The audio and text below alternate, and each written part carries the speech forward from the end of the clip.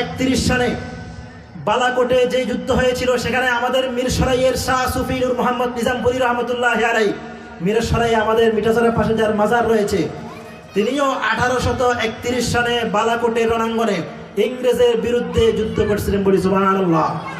সেই মিরসরাইয়ের সন্তান আমরা আপনারা। এজন্য আমি মনে করি আমাদের এই মিরসরাই অঞ্চল, এটা শাহ সুফি নূর মোহাম্মদ নিজামপুরী রহমতুল্লাহ আলাইহি তিনি এই মাটিতে শুয়ে আছেন। আমরা মনে করি আমাদের মিরসরাই অঞ্চলে ইনশাআল্লাহ কেউ যদি মুসলমানদের ইসলামের বিরুদ্ধে কেউ যদি কোনো ক্ষতিকর কোনো প্ল্যান বাস্তবায়ন করতে চায়, শাহ সুফি নূর মোহাম্মদ নিজামপুরী উত্তরসূরিরা সেইগুলাকে প্রতিরোধ করবে এবং তাদেরকে শক্ত হাতে মোকাবেলা করবে। কথা বলেন ঠিক কিনা?